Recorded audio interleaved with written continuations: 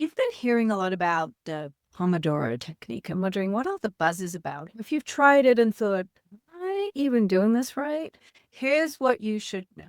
When it is used correctly, the Pomodoro technique is a powerful way to take back control of your time without working longer hours, without grinding harder, and without carrying all of those unfinished work projects around in your head.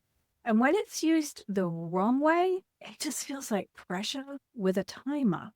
In this video, I'm going to show you 5 really simple ways to use the Pomodoro technique so it actually works and so you can focus, finish what matters, and end the day clear instead of feeling drained. What is a Pomodoro? Pomodoro is a time tool of 25 minutes on and 5 minutes off. But that's not the magic. Pomodoro works because it creates a container for your attention and your energy, for your decisions. And once you understand that, everything shifts. So in this video, I'm going to show you 5 ways that you can use Pomodoros and the Pomodoro technique to get stuff done. So let's start with the first way, which I think is maybe the most important piece. So way number 1 to use Pomodoros is to decide the outcome before you start the Pomodoro, before you start the timer. And it's the rule that most people skip. Don't start the timer and then figure out what you're going to be doing.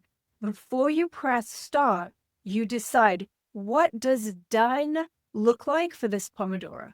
Not vague, like work on the proposal, not catch up on email. You want to choose something concrete. For example, outline section 1, or draft the response, or review 3 items, make X decision. When you do this, this one step removes more overwhelm than any other app ever will. And if this feels harder than expected, stay with me, because it feels hard for you to narrow down what you're going to do in the Pomodoro. Then most likely you've made it too big, or you're not even clear on what you need to do. So just the act of making yourself figure out what exactly you're going to do in the Pomodoro before you start gives you more clarity, which creates more momentum. Okay, the second way that you can create more momentum using Pomodoros is one task, no negotiating.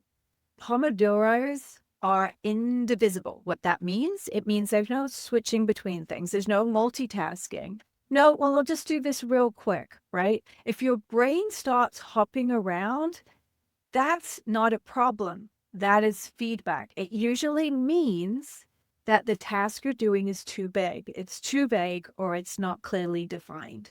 Pomodoros shouldn't create pressure. What they're going to do is they're going to expose the pressure that you're feeling. And once you see that, you can actually work with it instead of fighting yourself.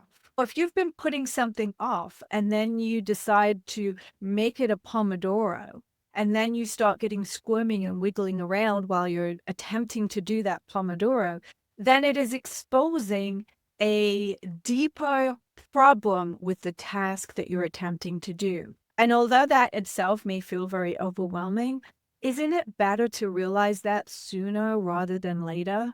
If you realize that you are not clear or not all in on what you are intending to do, you are going to swim around and waste a lot of time avoiding doing it. If you set a clear intention for a Pomodoro to do that task and you don't do it, you have to ask yourself, what's going on here? And it's going to allow you to get to the bottom of things a little quicker. All right, the third way that you can use Pomodoros is protect the 25 minutes like it's an appointment. These 25 minutes aren't flexible, and you have to train yourself to respect them. You wouldn't walk out of a meeting every 3 minutes to check your email that you were having with an important client. This is no different. You want to close tabs. You want to silence notifications. Let people know that they need to wait. This is you saying both to the world and yourself, this matters. I matter. And if interruptions keep showing up, that's not a willpower issue.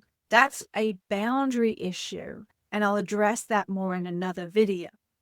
As you begin to respect the 25 minutes of the Pomodoro, you're going to notice more clearly and be more aware of where your boundaries are being crossed and where you don't have any at all, and how you can communicate even better so that you can respect the 25 minutes of the Pomodoro. So you're going to get better at this the more that you do it. And like the other ways that I've already mentioned, a lot of what I'm talking about is going to expose the weak links that are already there.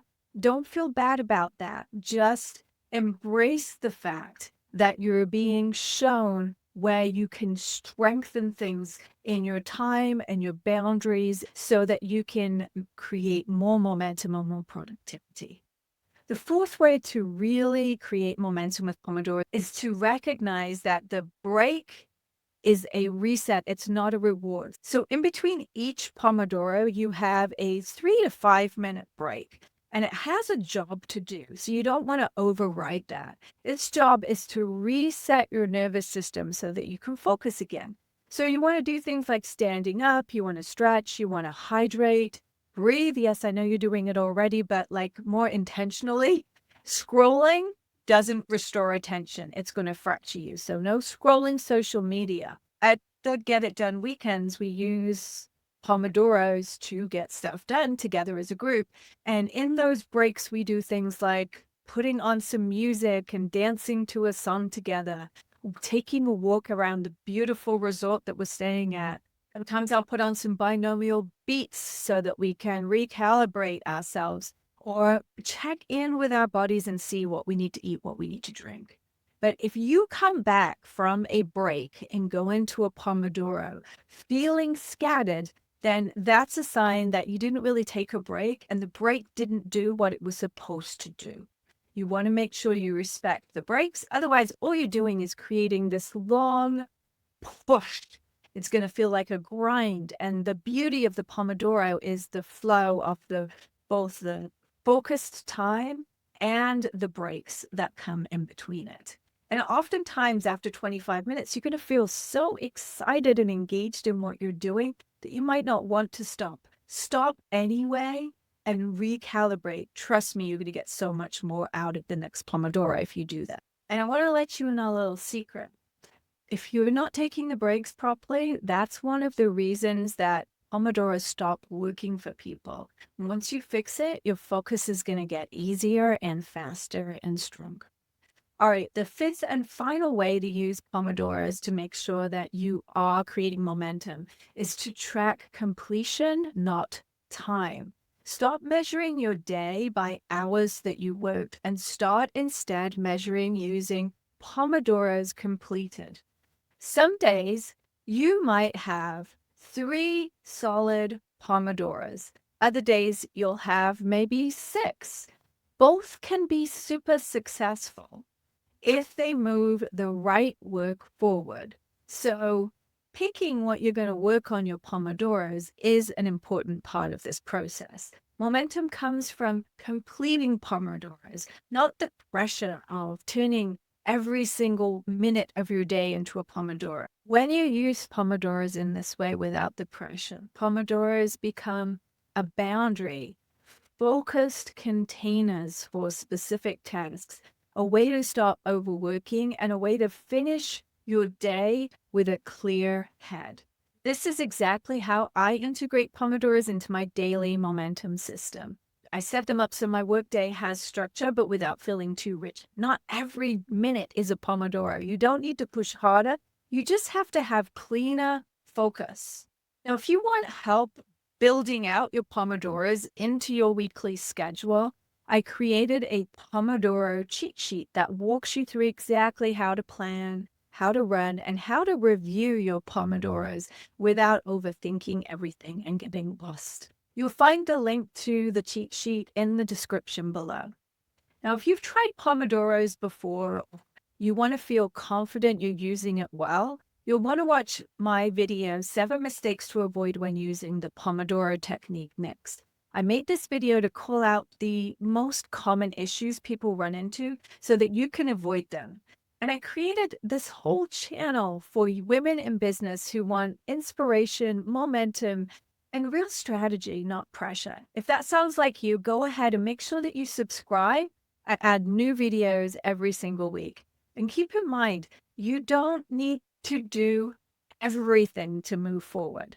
One focused Pomodoro done well can change the tone of your entire day. I'll see you in momentum.